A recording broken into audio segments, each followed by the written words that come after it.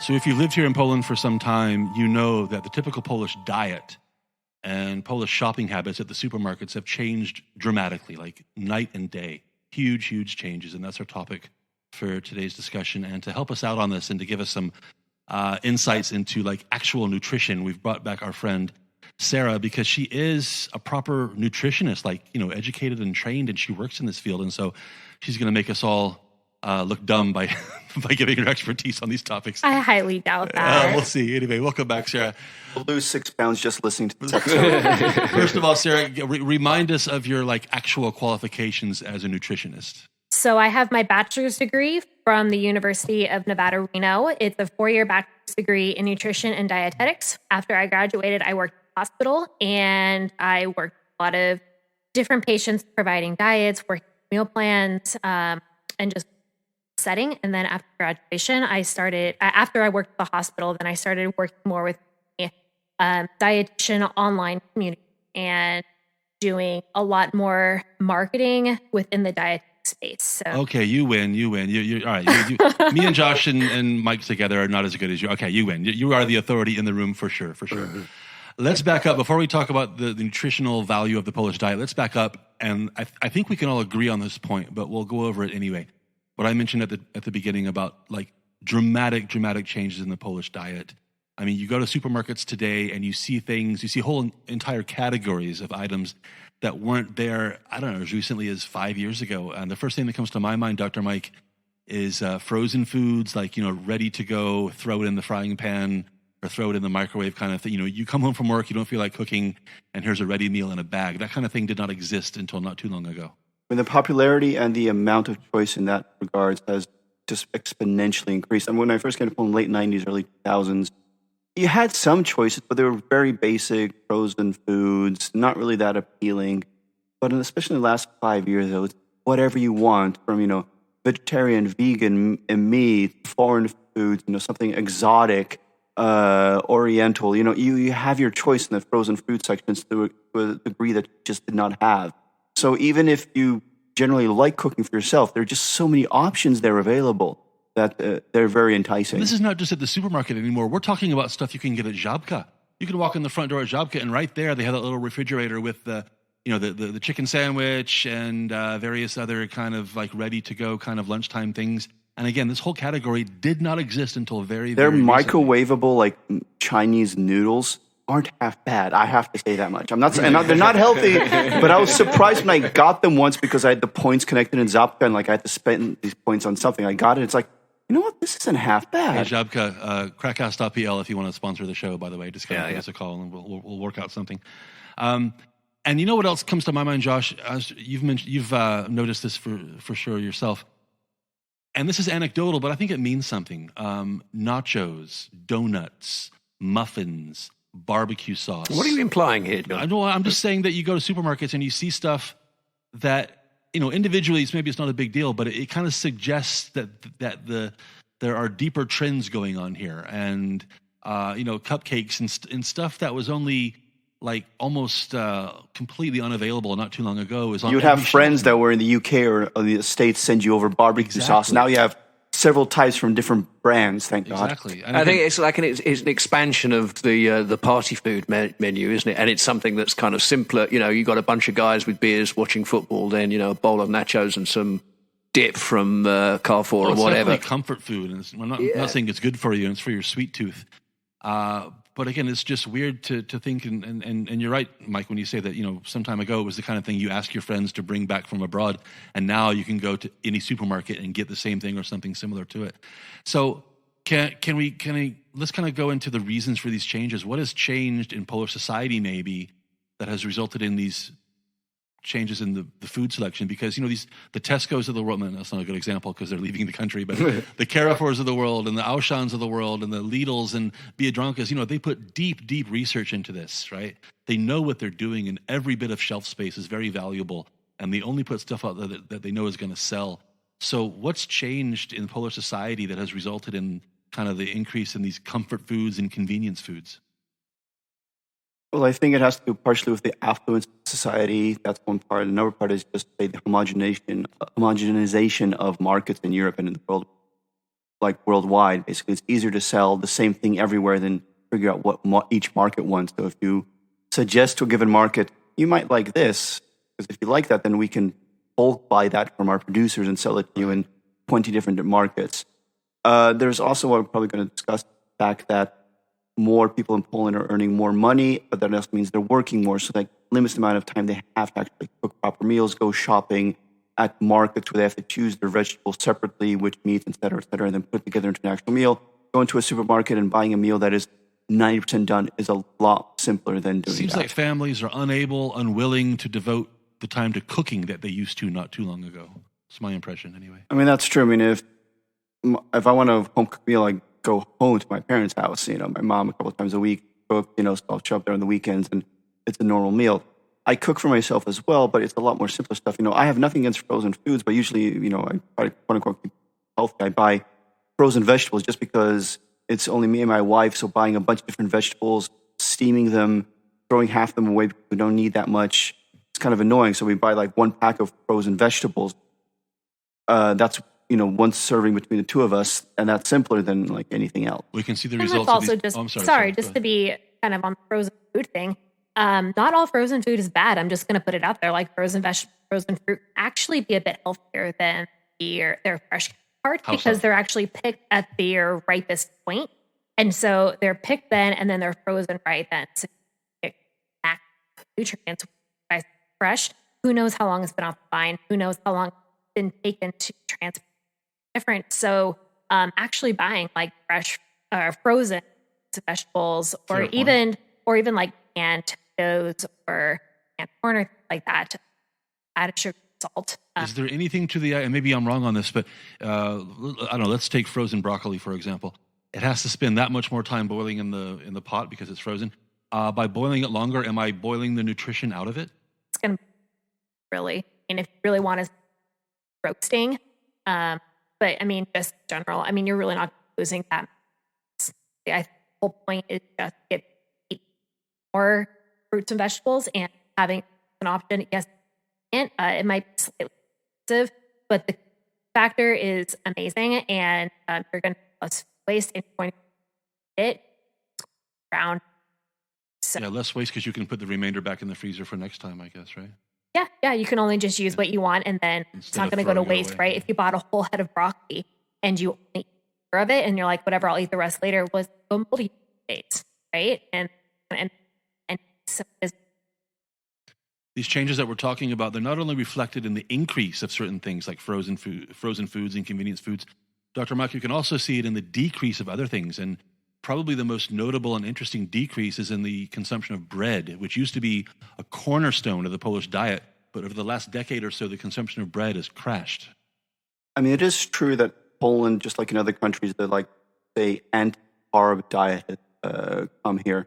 And, there are arguments for and against that. I understand that, but in Poland, the bread market, I would say, has crashed mainly because the fact the quality of bread has really gone down.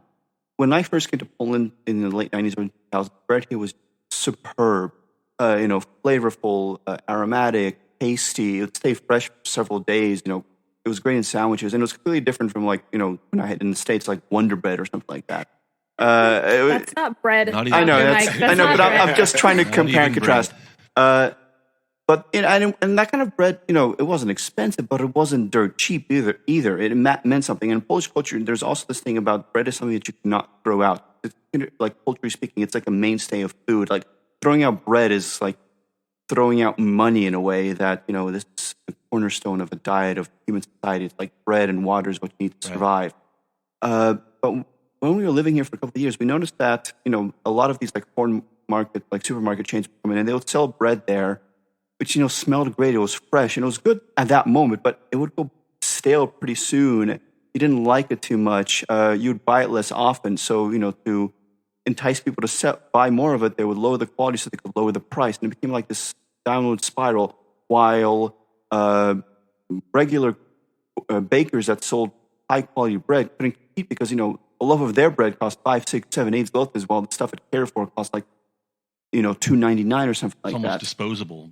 Exactly, it became disposable. So, and of course, the corner bakery wasn't necessarily the most convenient place because you have to like go out of your way. While you at the mall anyway, buying stuff, buying all your other ingredients and things, and they had bread there, so you'd buy it and you eat this bread. It's like, yeah, it's fine right now, or maybe if I toast it, grill it, but later it's not great. The popularity of bread just went down. Let me catch up Sarah on a quick sidebar here because she might not know this, but a long time ago on our show, we were talking about the topic of talking about the ridiculous quality of American bread. There are 3 things in America that are a joke, and most people there don't realize what a joke they are. It's bread, cheese, and chocolate. Absolutely. Our bread, cheese, and chocolate are, I don't know what it is, but it's not bread, it's not cheese, and it's not chocolate. I actually never used to think that American bread was that bad because they had other options. And then I moved to Europe and I'm like, American bread is terrible. It's terrible. And I see people on social media that I follow saying, oh, like my dietitian friend, I've sandwich, here's bread I really like. And I'm like, first of all, it's $7 a loaf. Yikes. And then second of all, it's like pretty much. Yeah. So no, it's not bread. Our processed cheese. And if you're listening and you know what a Hershey bar is, a Hershey bar is not chocolate at all. That's so please completely different like tangent. But when it comes to bread, when we lived in the U.S., I remember my parents we never bought, I'm joking, but we never really bought like the Wonder Breads, the toast breads. They would always find like the bakery somewhere in our vicinity. There was like one German bakery that we had when we lived in Chicago. That's the only place we bought bread from. And it was like 2 loaves a week, something like that. And that was the only kind of bread I knew, which was quote unquote normal bread. Then when we lived in DC, there was like another place, I think it was in Alexandria or something. It was like a 40-minute drive as well. And that was also the only place my parents would buy bread from. A special trip for bread? Basically, yeah. See, that's what Polish people used to do, and they would never do it today. So my parents, like when they lived in the U.S., it's like bread sucks here, but they wanted bread. So this is where they would go. They had a few Polish bakeries and stuff like that, but there were also other places we would drive to just because of the bread. Right. The bread there costs 3-4 times more than what you could get in Walgreens or Giant. Okay, into the bread sidebar. But I do want to mention one thing to your point earlier, Dr. Mike. I think you mentioned this about how the big supermarket chains that I listed, for them, for their supply chain, it's much better if everybody eats the same thing. It's much more convenient for them and cost effective for them, and so they have an interest in this. But I would go a level higher. If you think Biedronka has power, try Unilever, try Nestle, try Mondelez, which is this company that nobody knows about, but they control like half the world's food.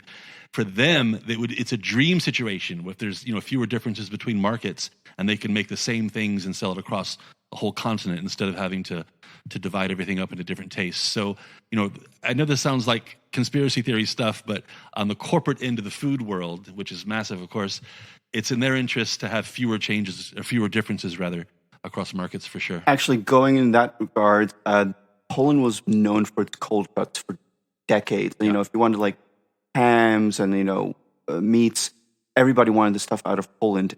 They joined the EU, and it was really popular. A lot of the brands here in Poland to start to export to the West. People going to London would buy, their Sinkas and their hams, their sausages here in Poland. But then the EU legislation started change the regulations and the requirements. Like one of the main issues was smoking, smoked meats. And the regulations they brought in, basically saying smoked meats, higher levels of certain carcinogenic particles, which is true, but also does add flavor and quality to these meats. But the new laws that were brought in a few years ago basically said you could no longer be a small-time operation smoking your own meat because you could no longer monitor and maintain the exact number of these particles that were in your meat. So basically, they all died off, became illegal. So it led to a homogeneity, I think. Basically said only large companies could smoke meat to keep it more or less stable. Plus, it also introduced a lot of things that were fake smoke. So they would just add an additive to give you that flavor without it actually having been smoked. This is all thanks to our friends in Brussels, yeah? Pretty much, yeah. I'd rather have one well-smoked, flavorful sausage a week than that is, quote-unquote, less healthy because it's got those particles in it. Than everyday access to something. They're looking out for you, Mike. It's for your own good. So shut up and eat your Tesco sausage. All right, Sarah. Let's bring Sarah back into this. Okay, so let's turn to the kind of nutritional value or your nutritionist take on the typical Polish diet. And again, like we said, a lot of changes, and maybe it's hard to define a standard diet in Poland anymore. But let's look at the old school, almost cliched version of the Polish diet. Very heavy on meat and potatoes. Cabbage is always in there, of course. As a nutritionist, how do you rate the classic Polish diet? Well, first of all, it seems to be very unprocessed. A lot of things made from home. You're getting meat from the butcher. You are cooking a lot yourself. You're getting whole ingredients. So while you're eating more dense types of foods, and right now people are like, ooh, potatoes, oh, it's, yeah, but it's like a very natural source, and there are nutritional value and benefits within potatoes. So they're not nearly as nutritious as potato, but they are still for you. And especially cooked in a certain way, they are very, of course, the deep fried French fries, those are not going to be the nutrition. But in terms of like what we're talking about, like the borscht or the rosoul or like the different types of like meats and cuts, potatoes and cabbage, like all of those things have nutritional value, and they are all made at home from real ingredients buying at the store. So I think in terms of what you're looking at for like the old traditional type of Polish diet, I actually think it's quite healthy, and especially paired with exercise, because everyone's walking everywhere. You a lot of like people back labor during farms or just being more active in general. I think that is absolutely. Well, what happens when you keep the same diet but you're no longer working on the farm? Does it become a problem? Yeah, it definitely can become more of a problem, especially if that are high in fat, smoked meat. About you mentioned fat.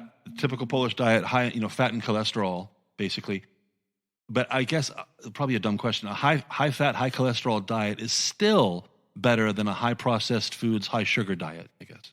I would say yes. It also depends on what you're talking about. High fat. Are we talking about regular fat, like total fat, saturated fat, trans fat? There are different types of fat that are a little bit more dangerous. If you're looking at just like total fat, I mean, it's probably not that big a deal. The real health problems become with the saturated fat, especially trans fat, which is really found in a lot of foods.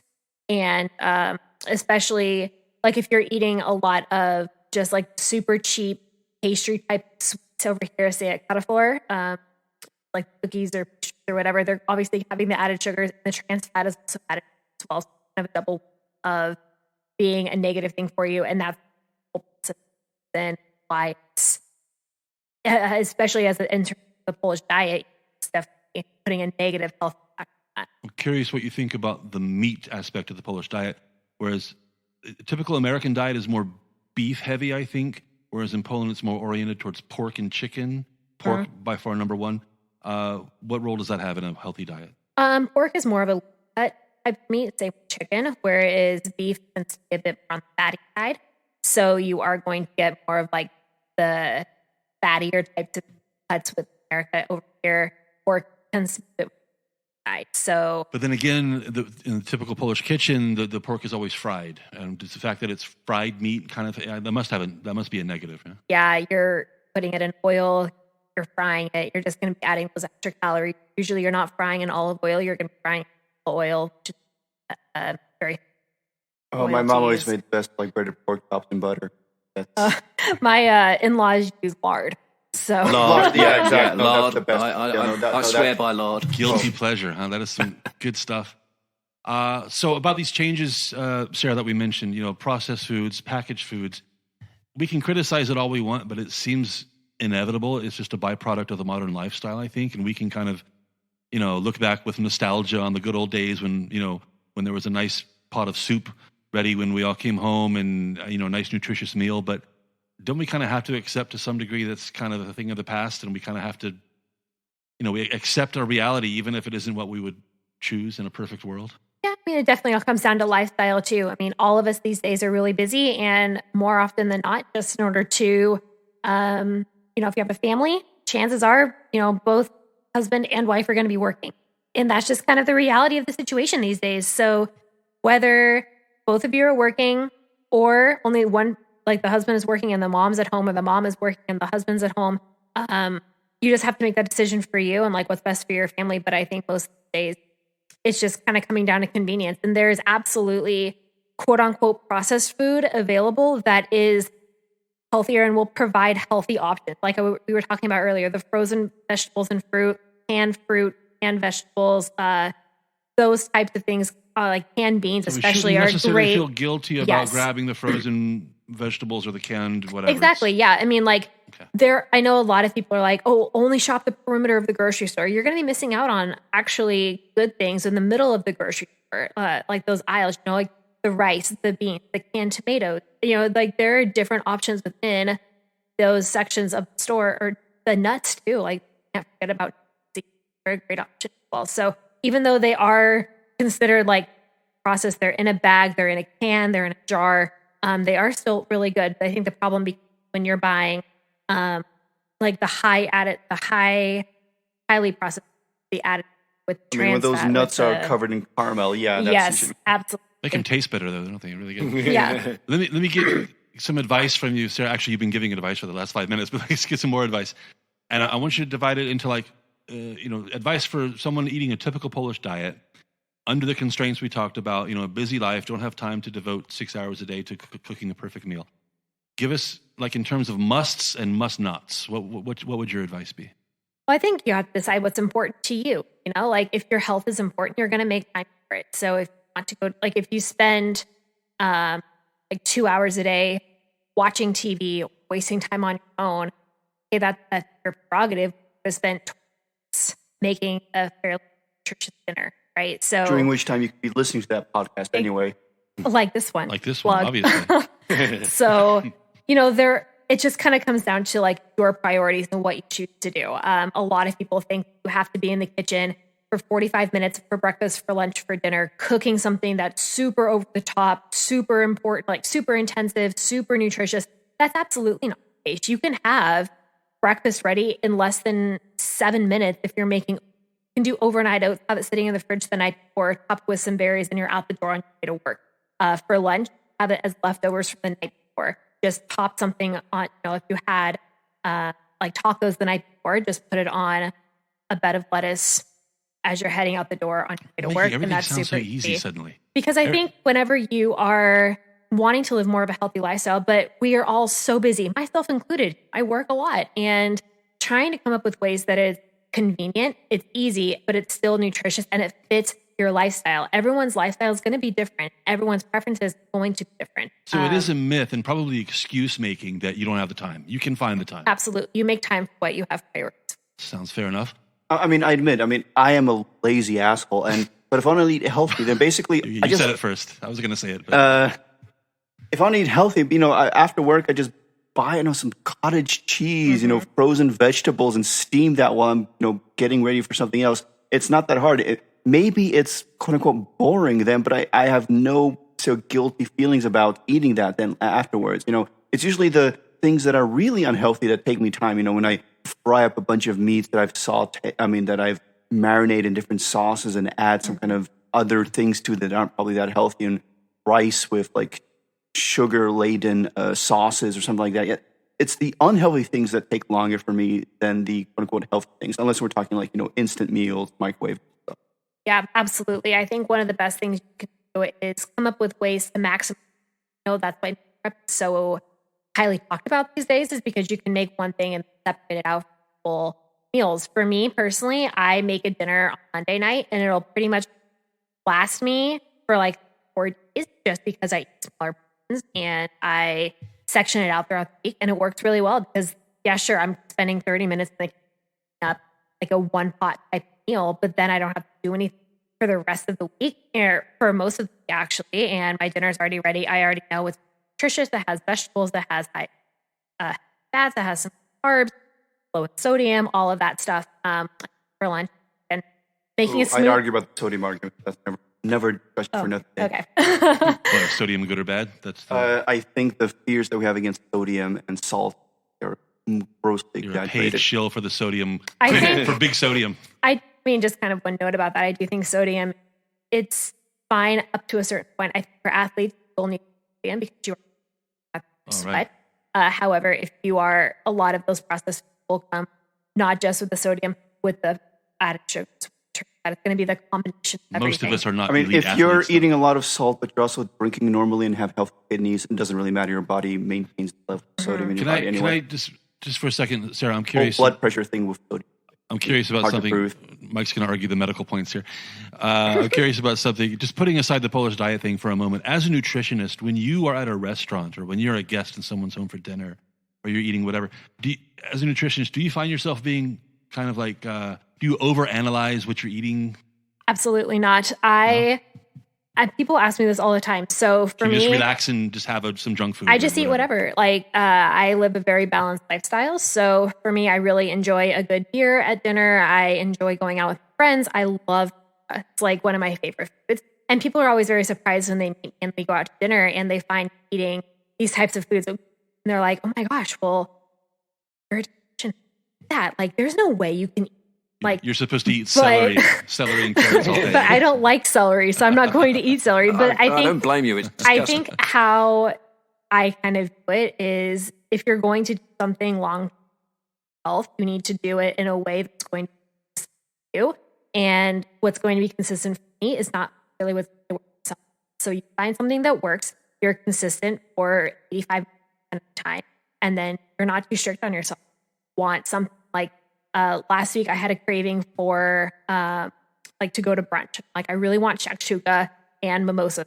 It's like very American, right? It's just like I was like craving that. And I went out and I got it and it felt great. And then I went out for drinks afterward and it felt great. And I loved it. And it was a lot of fun. And I did not once feel guilty about it because then the next day I had an egg white omelet with some vegetables and then I had like the fruit and then I started cooking again. You just get back on it, right? But you don't ever feel guilty about the food you eat when you know that you're already doing something that's so good for your body and you feel so good about it that it's like, oh, whatever, I can just have what I want and then know that it's not going to make or break how my overall. So you never feel like you're making a sacrifice now so you can indulge yourself later or anything like that? No, I mean, yeah, sure. Could I cut out the alcohol? Yeah, probably. Could I cut out my... Why? That's what I'm saying. It's like... We're going to make a sound clip out of that, Sarah. I should mention that I'm the only one drinking in this room right now. I kind of feel bad.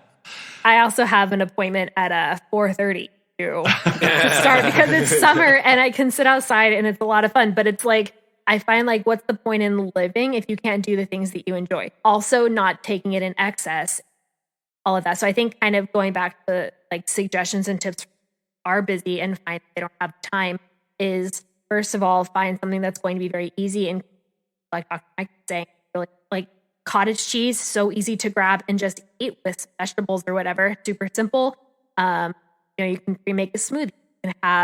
You can take some fruit and some nuts in a little package and have a snack at work. You can have cheese and take it with you. Like there are a whole bunch of different options you can actually do.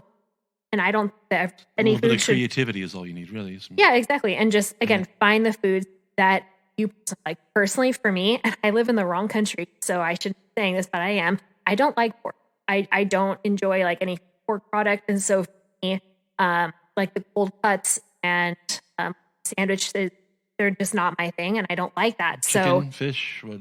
I eat a lot of chicken. Okay. I'm also not a big fish person. Surprising, which is why I take a fish supplement because... I don't.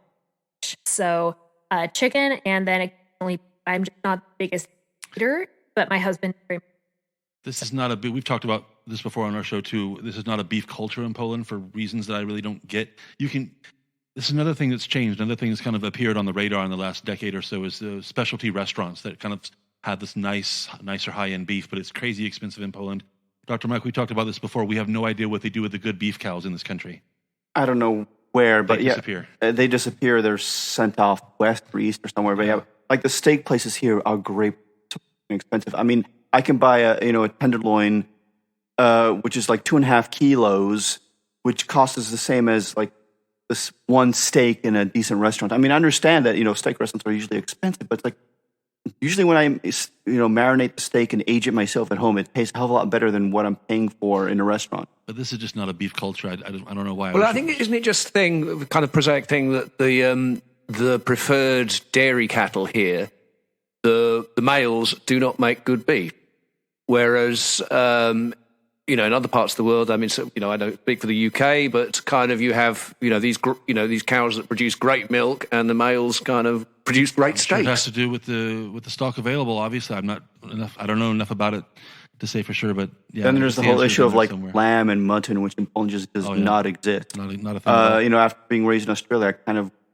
grew a hankering or a taste for that, and it just does not exist here whatsoever. Good word, hankering.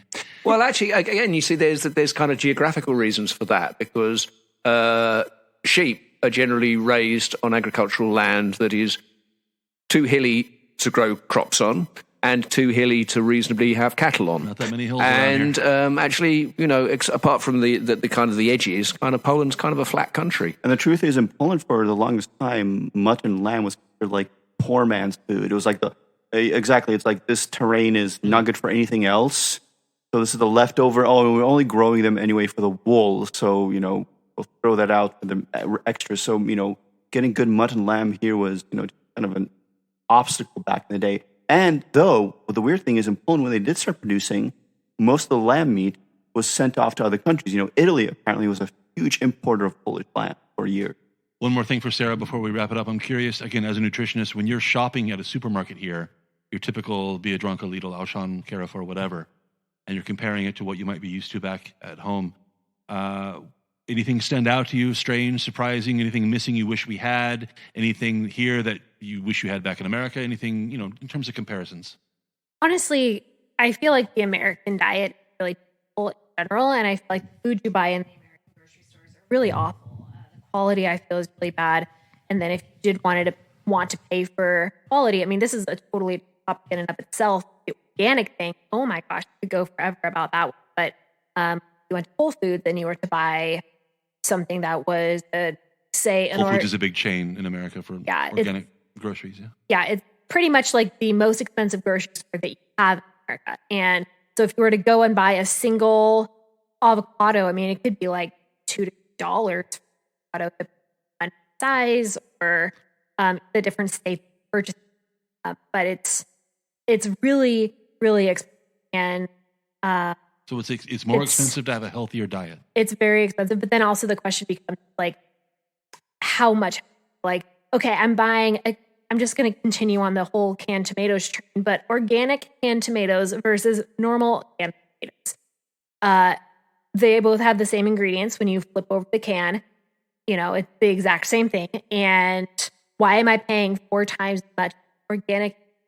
They're exactly the same as normal, but it's kind of just ingrained within the states, at least. I don't necessarily, but that organic anything is healthier. That's not necessarily true. You could have organic use, but then still have organic pesticides on it. So just because it's organic doesn't necessarily mean it's going to be healthier. It's just there are some things that maybe might be better. But I think as long as you're like washing your fruits and vegetables well, doesn't that much. I mean, just my personal opinion, but I feel like here the food is fresher overall. I feel that I go to Carrefour, they're just really good. They taste good depending on if you're buying in season or not. Of course, it's now June, right? If I was to go and buy a pomegranate, it would be terrible because it's not pomegranate anymore. So you still get asparagus. But you don't feel like you're missing out on anything. Polish supermarkets have everything a good nutritionist could need to put together a good meal plan. You can still do it all in America too, but I feel like the quality here is better. And it's also because I also find that I like how it is here better because things spoil fast. And to me, that means that like there's not as many within and not staying as long, or there's not staying as ripe as long because there's not as much, right? And America is just overrun with all of that stuff. Here, I have to go to the grocery store a week because if I buy a thing of berries, like a fresh thing of blueberries, which are fresh berries here are very expensive. The ones they call American blueberries are super expensive. Yes. And so like buy some of those. They'll only last a few days before I see mold. Or, it's just like cucumbers or broccoli or bell peppers. Like whenever you cut it open, you'd better well eat it because otherwise I found that it's just going to go bad very quickly. And I never had that in America. You could go shop for 2 weeks at a time and not have anything go bad. And that's a sign that something is wrong. I think so, yeah. Because in America, how is it possible to have like crack open a bell pepper and it doesn't go moldy for 2 weeks? Like it's strange here. It goes moldy within like a day or two if you don't eat it. Reminds me of those internet memes where people take a cheeseburger from McDonald's and set it outside and it doesn't change in a month. Or a Twinkie stays around for like 25 years. Twinkie is a bread product, technically 30 days. Something is not right. Didn't Twinkies disappear? Yeah, I think they did. Hostess got bought out and sold them. But they're back. They're back. Right? Somebody bought the brand. It's too valuable not to. I did actually like from Hostess their apple pie. It was just something with the gelatinous consistency of the apples inside. A comfort food. I'm not going to say they're healthy. I love that you use the word gelatinous. Yeah. because He it's said very hankering earlier, so he's all over the thesaurus today. It's really good today. Yeah, I keep thinking about the list that I mentioned earlier, the muffins and the barbecue sauce and the nachos and the cheese dip for the nachos and the donuts and things like that. And again, for most of my time here in Poland, those were just things that most people had no clue.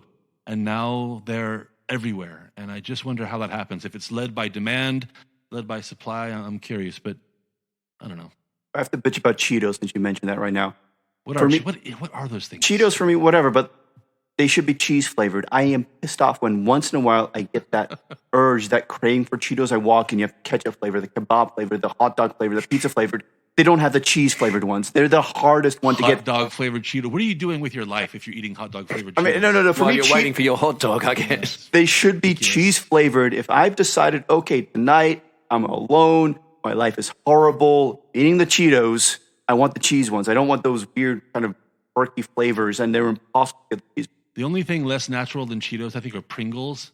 And I freely admit to having a weakness for sour cream and onion Pringles. But did you know that? Interesting. Did you know this? That Pringles. Well, They've gotten worse over the last we couple already of know years. it's not potatoes. It's made from a fine dust, and there's a mold to make that saddle shape, right? And when you see the process of making Pringles, you'll never eat Pringles again. Well, actually, you will because I've seen the what's it called, the pink slime from chicken. Anyway, Well, I don't care. I've watched animals slaughter. Yeah, when you see how stuff eating them. is made, it's not good. But no, with Pringles, I was convinced that they were worse, and then I found out like a year ago that they actually changed the use of like saturated and trans fats that they used to have from like 20 years ago. So I remember, I loved Pringles as a kid. Then we moved to Poland, they didn't have them. They had them here like starting in the late 2000s. They were good, and then they weren't good. And I was like, I don't know. And then I was wondering, maybe it was just my memory. But then I found out that they changed. It's still like eating styrofoam with like a little sprinkled flavored dust on it. That's what I miss Pringles are, styrofoam basically. cups And I say everything this as well. as someone who ate Pringles, I think just a few days ago. So I'm hooked. I admit it. But they are gross and disgusting. How do we get on this tangent? That's my fault. I don't know. Anyway, that's our discussion of the Polish diet. If you have your own ideas about the changes in the Polish diet that we talked about, please let us know in the comments. And if we left any trends out, also give us a reminder about that. Sarah, thanks for joining us today and talking about the nutrition. You made us all hungry, actually. Talking about KrakCast.pl is the website. Check it out. All of our back episodes are there. Thanks for listening, everybody, and we'll catch you next time on the KrakCast.